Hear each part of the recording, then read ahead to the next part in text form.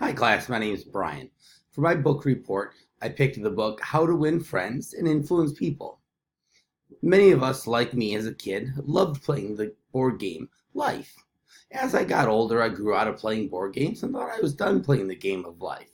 Unfortunately, after reading this book, I realized it just became a different game of life. It's a game of my life.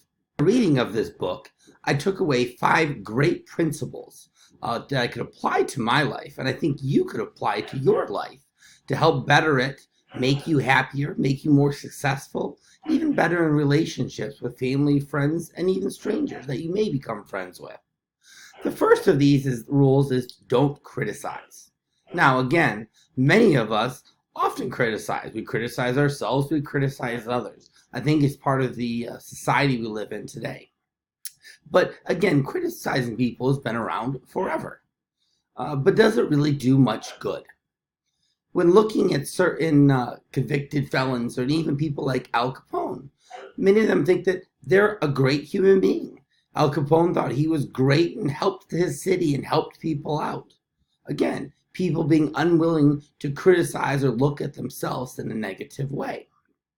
Once they're criticized, this actually hurts their personal pride, therefore making it very hard for you to effectively communicate with them and especially get the desired outcome of that communication that you wanted. One of the people who was very famous for criticizing early in his life was Abraham Lincoln, though many of us know that Honest Abe rarely criticized anyone later in life.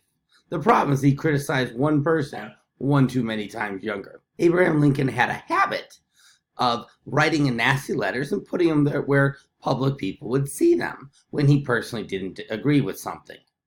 He ended up upsetting a man, and the man challenged him to a duel.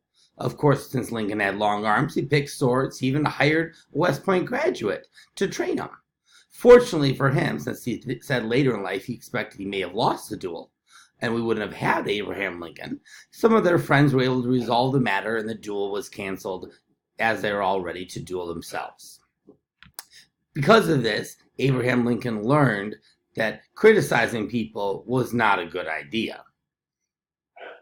Another famous person that was very often criticized people was Mark Twain.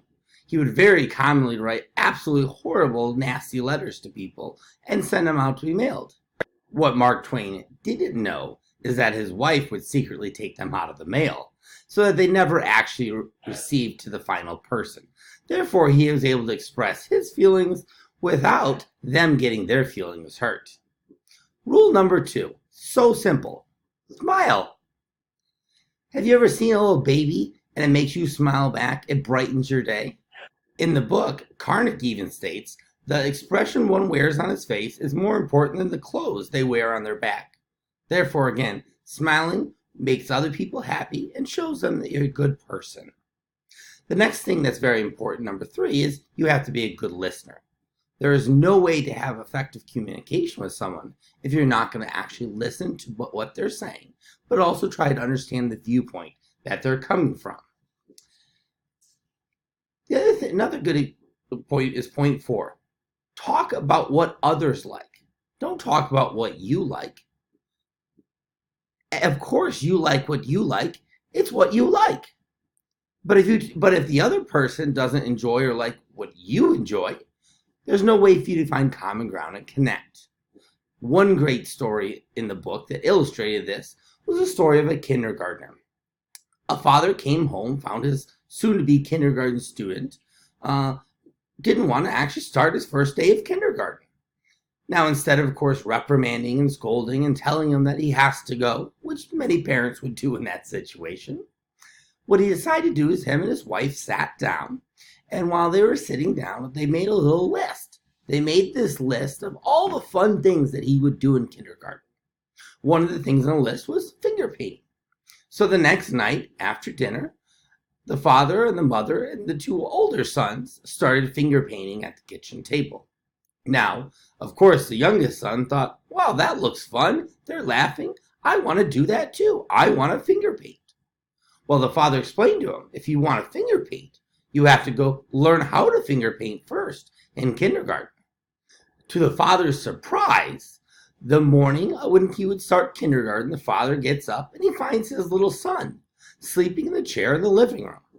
He wakes the boy up and says, "Why are you sleeping out here? Why aren't you in your bed?" The kid replies, "Well, I didn't want to oversleep and miss kindergarten." What happened here is he made the kid think that it was his idea. He made the kid want to go to kindergarten by showing him that he wanted to finger paint. In order to finger paint, he has to go to kindergarten. There's no other reaction by the father could have possibly had this influence on the kid to make that kid want to go to kindergarten as much as this situation did. I think that's a good life lesson for all of us, whether it be in work, our personal relationships, or even raising kids. The fifth and final principle may be one of the easier or harder, depending on your memory, but guaranteed one of the most important ones is to remember people's names. To be able to recall them easily, greet the person by their name, and especially if you can even remember a few facts about the person. This person will instantly connect with you and you'll have a drastic, wonderful first impression. One strategy that works for many people, when they first meet someone, of course, pay attention to their name. Even if you have to repeat it to yourself quietly, and as soon as you're not around them, jot it down and write it down. Also try to remember a few details. Maybe they have a dog and their dog's name is Misty. If you can remember next time, say, "How is your dog, Misty?" They're going to love hearing that from you and have a wonderful reception to your future communication. I hope these 5 principles helped you. I hope that you find it as interesting as I did. And I guarantee you, if you try them as I'm going to, they'll just better your life. Thank you and have a great day.